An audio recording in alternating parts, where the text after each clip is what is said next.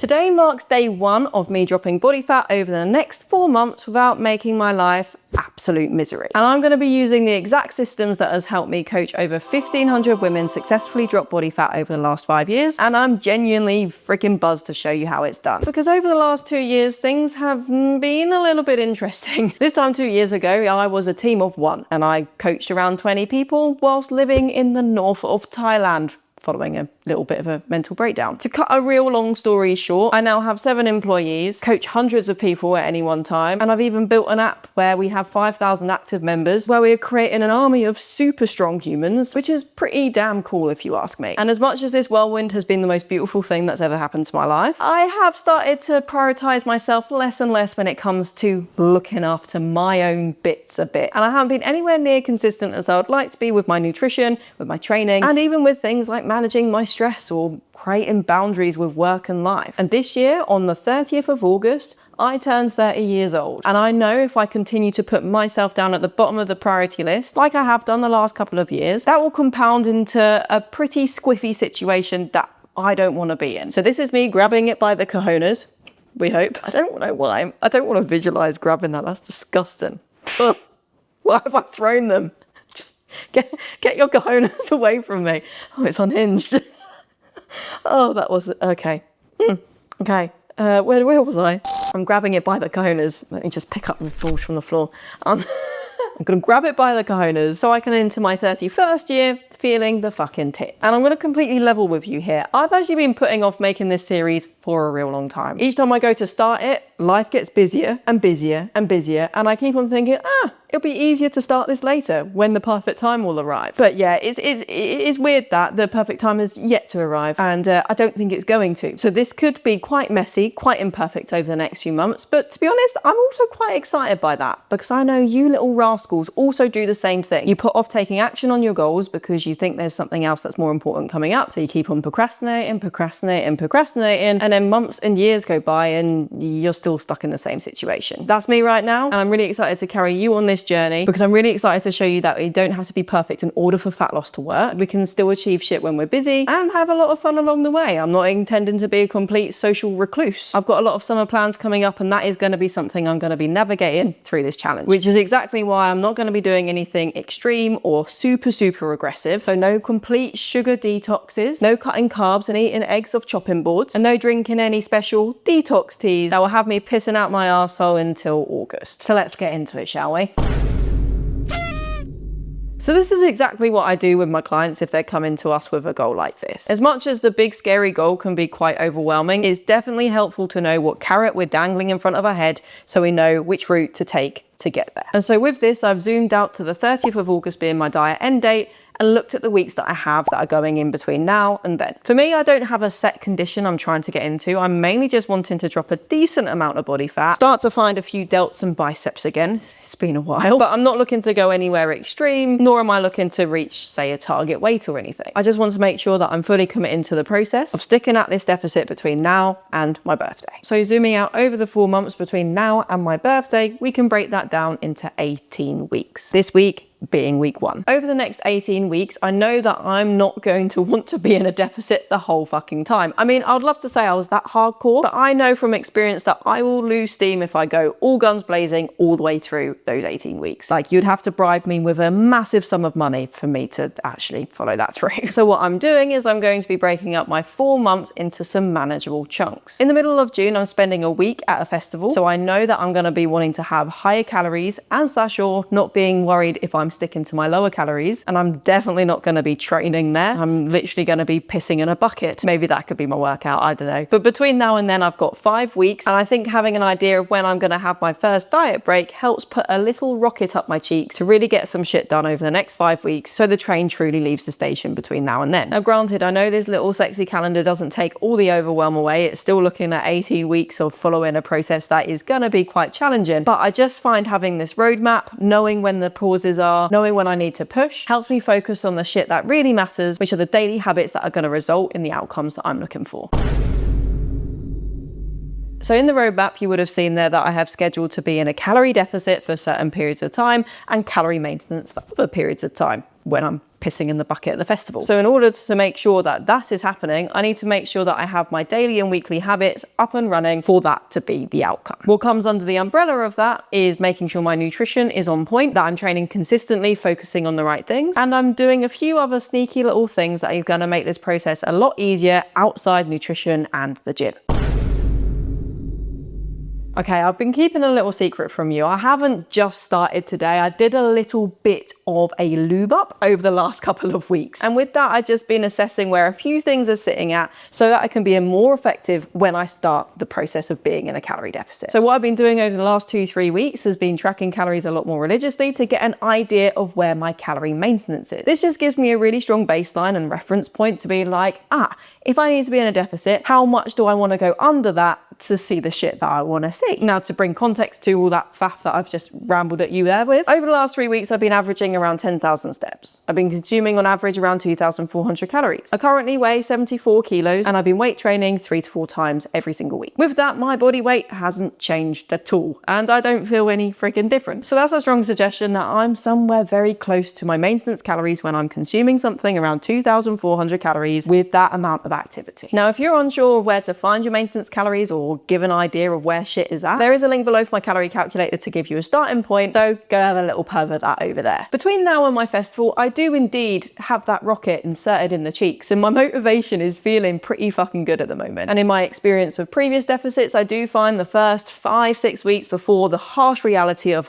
this is gonna take a long time sets in. And it also tends to be when my appetite hasn't caught up quite so much, so I'm not quite as hungry, is a time where I can push myself a little bit more. Now, I know this from my own experience, this might not be the case for everyone, but I know it's the case for me. So I'm looking to go a bit more aggressive over the next 5 weeks in the lead up to the festival before having the diet break and then going more of a moderate pace between the end of the festival and my 30th birthday. So between now and the festival, I'm going to be looking to drop around 1% of my body weight per week, which is in and around 3/4 of a kilo per week, which requires on average around an 800 calorie deficit a day. A slight smidge more than that. So I'm going to be sitting pretty hungry maybe at 1,600 calories as the average of my weekly calories between now and when I'm going to the festival. Now, for some people, especially those of you that have always dieted on like 1,000 calories, you're going to be thinking, fuck me, that's so much food. It's not. I'm already hungry thinking about it. This is going to be a pretty decent deficit for myself, and so I know I'm going to know about it. So I'm going to be doing these 4 things to make it feel a lot more manageable so I can adhere to lower food without wanting to eat a whole fucking family of kittens or something. So these are the 4 things that I'm going to do to make my life easier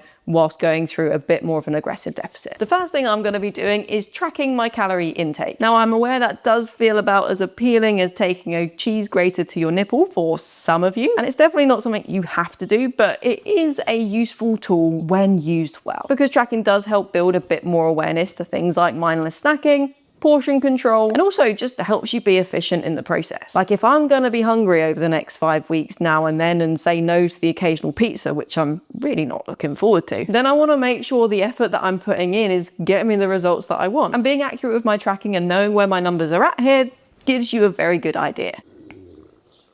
Oh God, my stomach's rumbling. Then the second thing that I'm going to be doing is being proactive with my tracking and proactive with my nutrition. A really common mistake I see people make when they are trying to track their food and don't use it that well is that they're tracking just as they go through the day, a little bit like, I'll just track here, track there, get to the end of the day and think, I only got 200 calories, what can I have, 5 grapes or something? Because I just haven't planned out their day at all and it all just catches up with them. And absolutely, when I started tracking to track my maintenance a couple of weeks ago, I did exactly the same thing. So I don't know why I'm sitting on a high horse, I don't fucking deserve to. But I know from that experience that for me to stick to these lower calories, it's gonna be vital for me to be proactive about it. So what I'm gonna be doing is breaking my calories down into around 3 meals that are probably around 400 to 600 calories each, and then giving myself 1 to 2 snacks that are around 100 to 200. And then the third thing I'm going to be doing is making sure that those meals I'm being proactive about with my calories are fucking loaded with the 2 Ps, protein and plants. I mean, this is just something that is a fantastic habit to be doing anyway, and one that has definitely slipped off a little bit over the last year. But I'm going to be making sure I'm getting around 30 to 40 grams of protein for each meal and a snack to get to around 100 120 grams protein plus per day, and then getting 2 to 3 servings of plants shoved into each meal to not only increase my fiber intake, but to also help me have a higher food volume. Food volume essentially means that you have more food for less calories, meaning that you're going to stay fuller for longer, because as much as you can technically lose weight on nothing but Twinkies and protein shakes, you're probably going to be pretty fucking hungry if you do that, and just not something that I fancy doing. And then the fourth and final thing I'm going to be doing is actually including some of the more flirty bits, a bit like Twinkies. Actually, I'm probably not going to include Twinkies. I'm English, we don't fucking have them here, I don't think. But I'm going to be having 10 to 20% of my calories coming from more of the fun foods. And I'm still probably going to go out and socialize and have meals out 1 to 2 times a week. Just the way that I'm going to navigate that is making sure it's staying within my calories. Again, being proactive with some of those snacky, treaty bits so that it doesn't dishevel me off guard. We'll see how that goes. And then, yeah, the bonus fifth thing I'm going to do is that if I do get accidentally disheveled, I'm going to remember that this is truly a marathon and not a sprint. And the most important thing is what you're doing on average, not on isolation. So the occasional little whoopsie daisy moment, so long as it doesn't turn into a big whoopsie daisy moment, absolutely won't fuck my progress. And I'm just going to keep on moving forwards, imperfectly perfect towards my goal.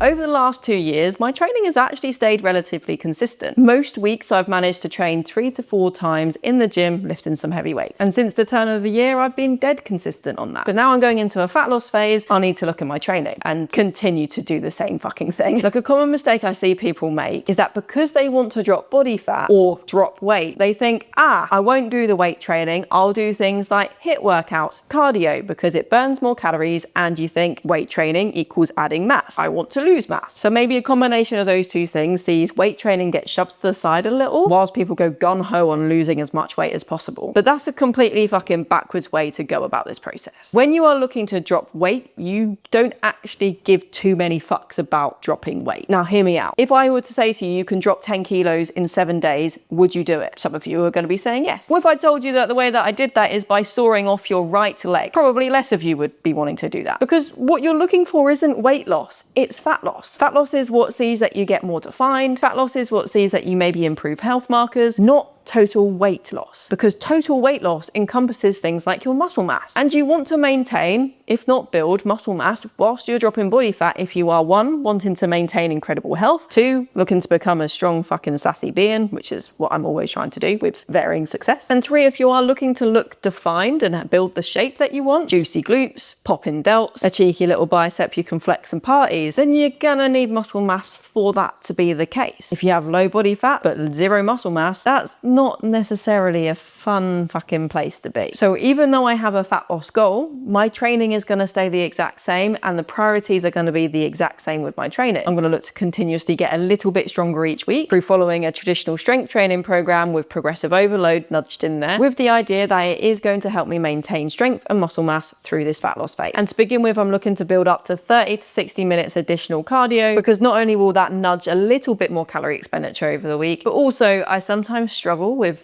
getting upstairs without my lung coming out my arsehole, and I'll be really nice for that not to happen. So I am kind of keen to build up my fitness levels a bit over the next 4 months as well. But if you're dead stuck on setting up your training to suit your goals, whether that is weight training, whether that is cardio, or whether that is merging the two together, this is literally what my training app does. For literally less than a tenner a month, you can gain access to a ton of incredible programs with every single exercise within the program walked through with lifting tutorials, where you can also log your workouts and your progress throughout the whole journey. It's exactly where I'm going to be logging my progress, so you can follow along through there as well.